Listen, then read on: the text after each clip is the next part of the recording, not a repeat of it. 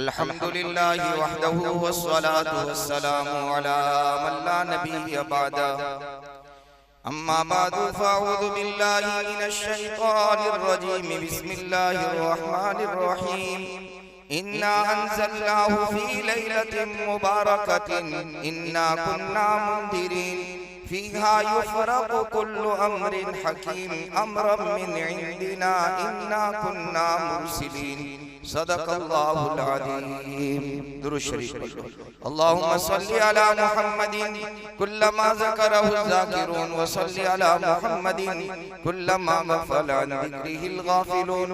या रब्बी सल्लि व सल्लिम दाइमन अबदा अला हबीबिका खैरिल खल्क़ि कुल्लिहिम। कबीर एहतराम बुजुर्गों, अजीज़ों, दीनी भाइयों, अल्लाह पाक ने साल पैदा किए, महीने पैदा किए, रात अल्लाह ने बनाई, दिन अल्लाह ने बनाया, जिंदगी का हर सेकंड हर मिनट अल्लाह ही ने पैदा किया है। और अल्लाह ताला ने किसी चीज को मनहूस और पूरा पैदा नहीं किया है। अल्लाह की रहमत मुझ पर और आप पर हर मिनट हर सेकंड बारिश की तरह बरसती रहती है। इससे बड़ा अल्लाह का फजल क्या होगा कि हम और आप आसानी के साथ सांस ले रहे हैं। दुनिया में ऐसी जगह भी हैं जहाँ लोगों को सांस लेने में दिक्कतें पेश आ रही हैं, सांस लेने में प्रॉब्लम पैदा हो रहे हैं। ये अल्लाह ही का फजल नहीं तो क्या है, ये अल्लाह ही का करम नहीं तो क्या है कि बंदा आसानी के साथ सांस ले रहा है। तो ये रात दिन, ये महीने, ये साल अल्लाह ने पैदा किए हैं और हर मिनट अल्लाह ने बरकत वाला बनाया है, रहमत वाला बनाया है। किसी सेकंड में अल्लाह की रहमत न उतरती हो ऐसा नहीं है, लेकिन साल की कुछ रातें, साल के कुछ महीने, साल की कुछ घड़ियां ऐसी अल्लाह ने पैदा फरमाई है जिसमें अल्लाह की रहमत बहुत ज्यादा बरसती है और बहुत खुसूसियत से बरसती है। और अल्लाह की रहमत का हाल ये होता है कि अल्लाह ताला आम माफी का ऐलान कर देते हैं, आम माफी का ऐलान कर देते हैं। जो बंदा अल्लाह की माफी के लिए नहीं आया, अल्लाह उसका भी माफी का ऐलान कर देते हैं। उनमें से एक रात आने वाली है, 15 शाबान की 15वीं रात, 15वीं शबे बारात अभी आ रही है। अल्लाह ताला फैसला करेंगे, आपका करेंगे, मेरा करेंगे, इंसानियत का करेंगे, अल्लाह अपने मानने वालों का करेंगे, अल्लाह अपने नाफरमानों का करेंगे, सबका फैसला होने वाला है। इस रात के अंदर अल्लाह हमारे लिए अल्लाह के इल्म में, अल्लाह की मशीयत में और लोहे महफूज में जो हमारा फैसला लिखा जा चुका है, इस रात में अल्लाह वो फैसला फरिश्तों के हवाले करने वाले हैं। थोड़े आ जाओ नौजवान, आगे आ जाओ, पहली सब में आ जाओ। अल्लाह खुश रखे। अल्लाह ये फैसला अपने फरिश्तों के हवाले करने वाले हैं। इज़राइल को फैसला अल्लाह हवाले करेंगे कि इस साल के अंदर मलिकुल मौत को कहेंगे मेरे फला बंदे को मेरी मुलाकात के लिए आना, हो सकता है उसमें मेरा और आपका भी नाम हो कि इस साल के अंदर ये बंदा मुझसे मुलाकात करने वाला है, फला बंदी मेरी रहमत में सोने वाली है। इस रात में अल्लाह मीकाईल अलैहिस्सलाम से कहेंगे मेरे फला बंदे की रोजी के दरवाजे खोल दो, मेरे फला बंदे के रोजी के दरवाजे तंग कर दो। सब होने वाला है, इसी रात में होने वाला है। जैसे मुल्क का बजट साल में एक मर्तबा जब पेश होता है, सारे मुल्क वालों की नजरें बजट पर होती है कि आज पार्लियामेंट से क्या होने वाला है। इससे 1000 गुना लाखों गुना ज्यादा। और दुनिया के बजट तो आगे पीछे हो सकते हैं, ऊपर नीचे हो सकते हैं, सक्सेस होना जरूरी नहीं है। मेरा और आपका, मेरे अल्लाह का फैसला 100% परफेक्ट ऐसा ही होने वाला है। जैसा अल्लाह फैसला करेंगे ऐसा ही होने, उसमें आगे पीछे का मसला नहीं है, वो परफेक्ट बात है, फरिश्तों के हवाले हो जाएगा। तो अर्ज में ये कर रहा था कि अल्लाह ताला ने किसी रात को, किसी दिन को, किसी लम्हे को, किसी घड़ी को अल्लाह ने मनहूस और बुरा नहीं बनाया है। उलमा ने लिखा है अल्लाह की तरफ से हर घड़ी बंदे के लिए रहमत ही रहमत है, बरकत ही बरकत है, आफियत ही आफियत है, सलामती ही सलामती है। हाँ, ये बात अलग है कि अल्लाह का बंदा, अल्लाह की बंदी अल्लाह को नाराज करके मोहम्मद रसूलुल्लाह सल्लल्लाहु अलैहि वसल्लम को अपने रोजे में तकलीफ पहुंचाकर उस घड़ी को बेबरकती वाला बना देता है, बुरा बना देता है, अपने हक में अल्लाह की रहमत से महरूम होने का जरिया बना देता है।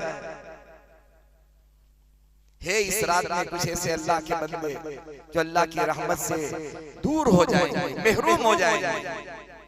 अल्लाह की नजर रहमत सब पर पड़ेगी, लेकिन 10 आदमी उलमा ने अहादीस के खुलासे में लिखे हैं, 10 आदमी इस रात में अल्लाह की रहमत से महरूम हो जाएंगे। बल्कि मैं तो यूं अर्ज करूंगा कि अपनी जिंदगी की बदकिस्मती अपने हाथ से लिख लेंगे। अल्लाह इंसानों की किस्मत का फैसला करेगा। और एक बात और अर्ज करूंगा, जैसे ही 15वीं शाबान की रात शुरू होगी, मगरिब की अजान होगी, अल्लाह की रहमत का दरिया जोश मारेगा, ऐलान होगा, आओ मेरे बंदो, आज तुम्हारा फैसला होने वाला है। कौन फैसला करेगा?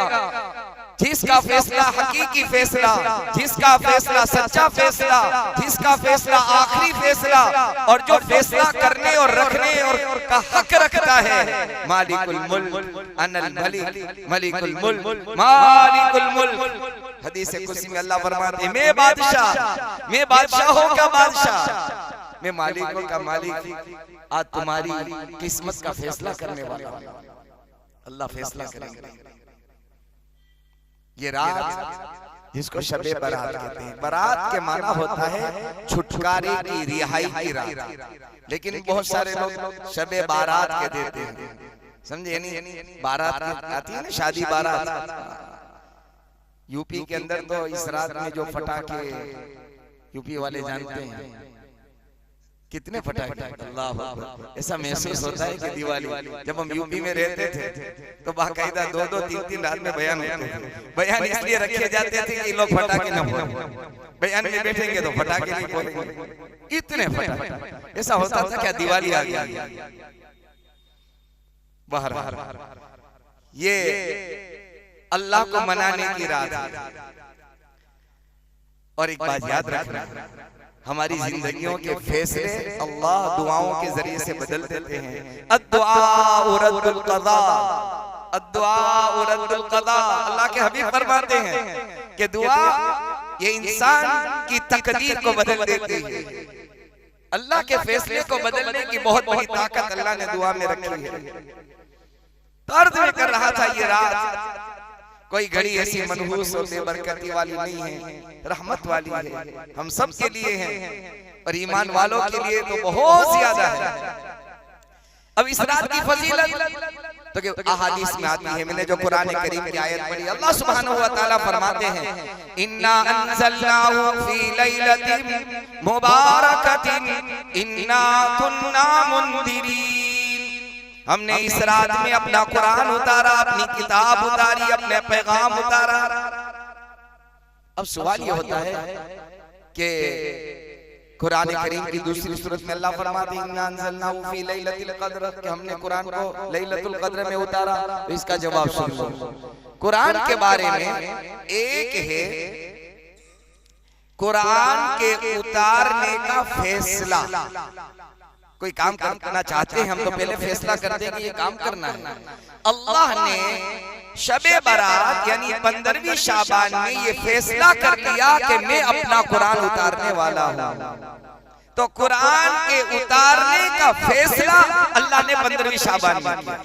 एक अब दूसरा है कुरान के उतरने का वक्त। तो अल्लाह सुब्हानहू व तआला ने उसको शबे कदर के अंदर अल्लाह ताला ने कुरान उतारना शुरू किया।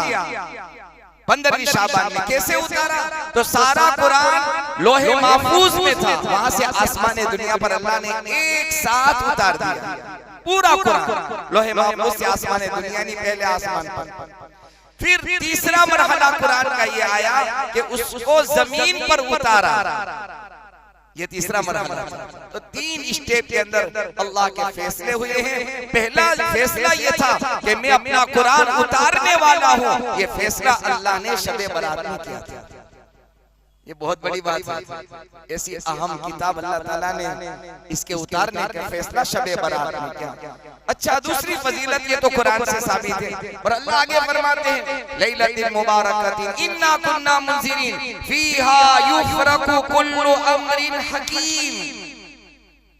हर बड़े बड़े फैसले इस रात में अल्लाह करने वाले हैं। मौत का फैसला, हयात जिंदगी का फैसला, इज्जत का फैसला, जिल्लत का फैसला, रोजी का फैसला, बढ़ने का और घटने का फैसला, सारे बड़े बड़े फैसले इस रात में होने वाले हैं। मेरे बुजुर्गों, उम्मत मुस्लिमा बड़े हालात से चल जाए, ये मौका है हमारे लिए। अगर अल्लाह के दुश्मनों ने इस उम्मत मुस्लिमा, उम्मत मरहुमा के लिए बुरे फैसले का इरादा अगर अल्लाह के दुश्मनों ने कर लिया है, तो अल्लाह ताला ने एक मौका दिया है, इस बुरे फैसले को अच्छे फैसले से बदलने का अल्लाह ने मौका दिया है। होगा वही जो अल्लाह करेंगे, और अल्लाह के यहाँ से ही फैसला जमीन पर उतरेगा। लेकिन हम ईमान वाले असबाब की दुनिया में जी रहे हैं, हमारे लिए जरूरी है, हम पाबंद है इसके कि हम अल्लाह की तरफ से आने वाले फैसलों के बारे में खैर मांगे। इसीलिए सैयदना अब्दुल्ला, सैयदना उमर और सैयदना अब्दुल्ला इब्न मसूद, ये दोनों सहाबा रज़ी अल्लाह ताला अन्हुमा अपनी दुआ में 15वीं शाबान में ये दुआ करते थे, ए अल्लाह, इस दुआ को याद कर लेना और 15वीं शाबान में मांग लेना, ए अल्लाह, अगर तूने मेरा नाम बदबख्तों में लिख दिया है, बदबख्तों में, अपने दुश्मनों में, अपने बागियों में, अल्लाह अगर तूने मेरा नाम लिख दिया है, फमहू, ए अल्लाह, उस लाइन, उस फेरिश्त में से, उस चार्ट में से, ए अल्लाह मेरा नाम मिटा दे। वक्तुब लस्सुआदा, अल्लाह मेरा नाम नेक वक्तों में लिख दे। ये दुआ मांगते थे। कौन मांगते थे? उमर इब्न खत्ताब। इतने बड़े सहाबी ये दुआ मांगते हो, जिनके बारे में प्यारे आका ने कह दिया हो ये जन्नती है। वो डरा करते थे, अल्लाह अल्लाह है, मालिकुल मुल्क है, फैसले का मालिक है, ताकत रखता है, कुदरत रखता है, और उसके फैसले को कोई टाल नहीं सकता। अगर अल्लाह ताला ने मेरे हक में जमीन पर जन्नत का फैसला कर दिया है, तो मेरा अल्लाह इसकी ताकत रखता है, अपना फैसला बदल कर मेरे लिए जहन्नम का फैसला कर दे। डरा करते हर दम। इसीलिए अहमद बिन हंबल, इमाम अहमद बिन हंबल बार बार मौत के वक्त कहते थे, अभी नहीं, अभी नहीं, अभी नहीं, जब तक कि ईमान की हालत में मौत ना आ जाए, मुझे अपनी जिंदगी का कोई भरोसा नहीं है। इसलिए इस रात में दुआ ये करें कि अल्लाह, अगर तूने मेरा नाम बदबख्तों में लिखा है और तेरी नजर में मैं तेरा बागी बंदा हूँ, मैं नाफरमानों में मेरा नाम है, फमहू, अल्लाह उसको मिटा देना। लिखा तूने है और मिटाने की ताकत तू ही रखता है।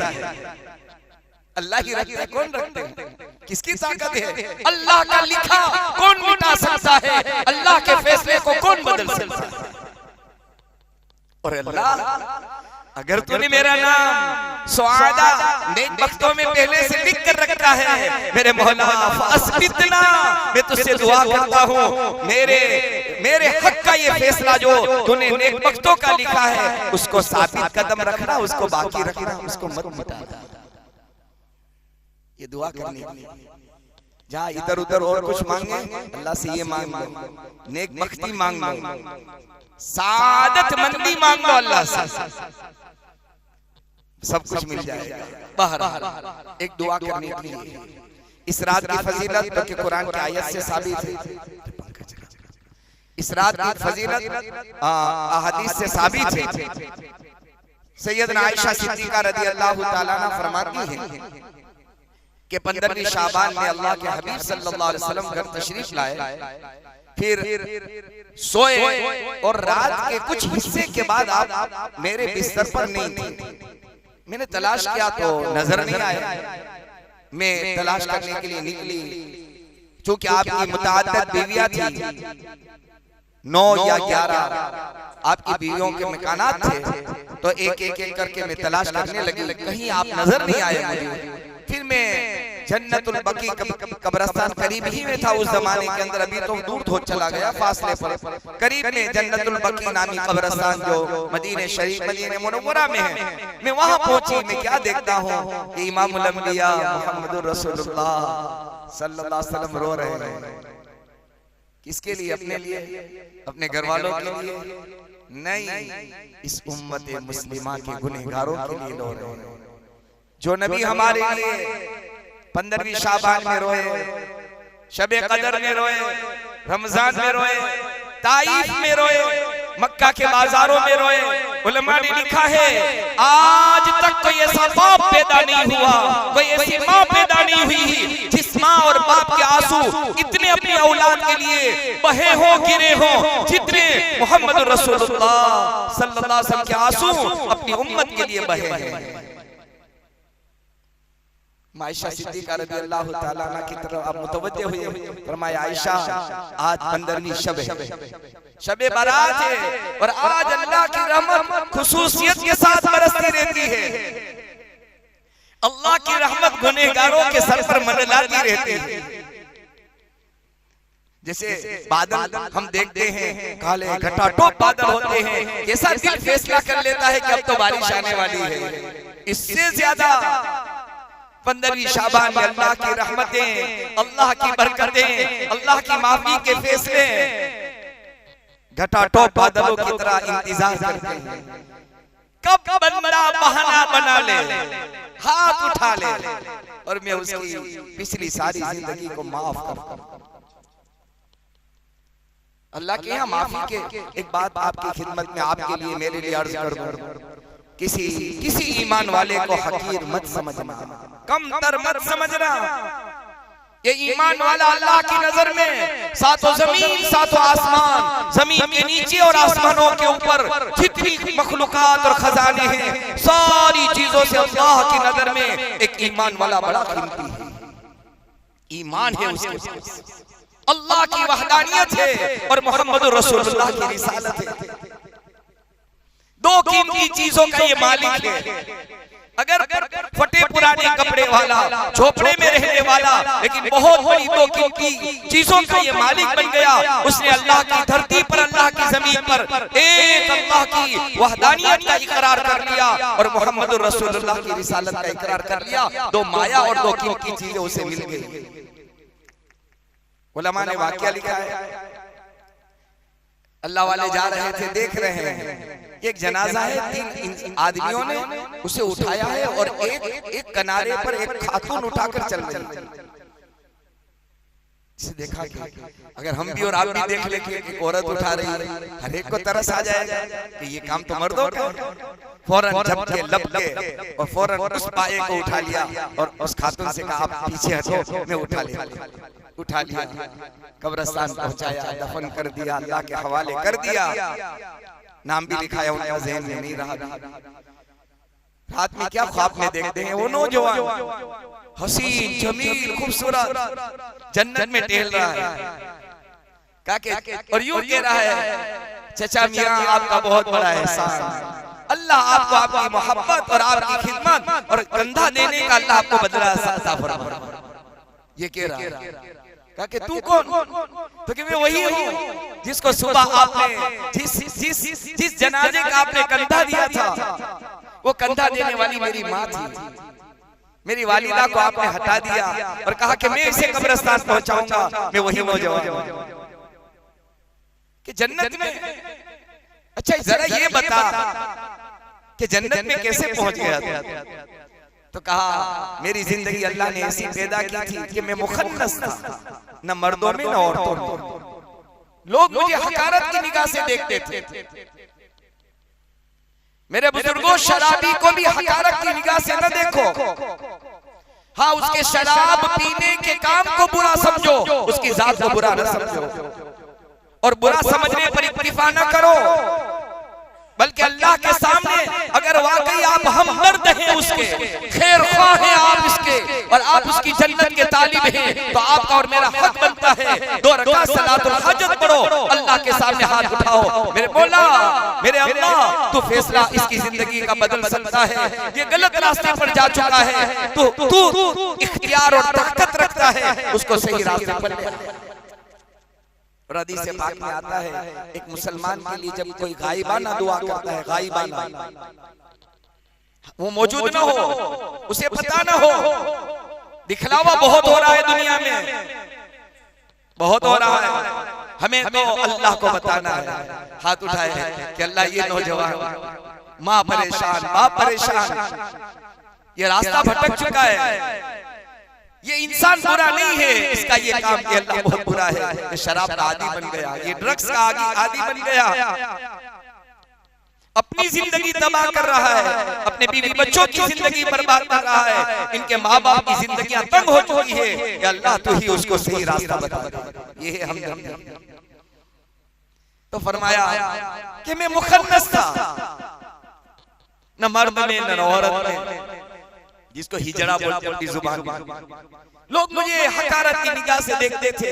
मेरा इंतकाल हुआ, मैं ईमान वाला था, मैं अल्लाह को मानने वाला, मैं मोहम्मद रसूलुल्लाह सल्लल्लाहु अलैहि वसल्लम की रिसालत का इकरार करने वाला, मैं कुरान की तिलावत करने वाला, मैं अल्लाह के सामने माथा टेकने वाला, सजदा करने वाला था, लेकिन अल्लाह का बनाया हुआ था, मेरे बस में तो था नहीं।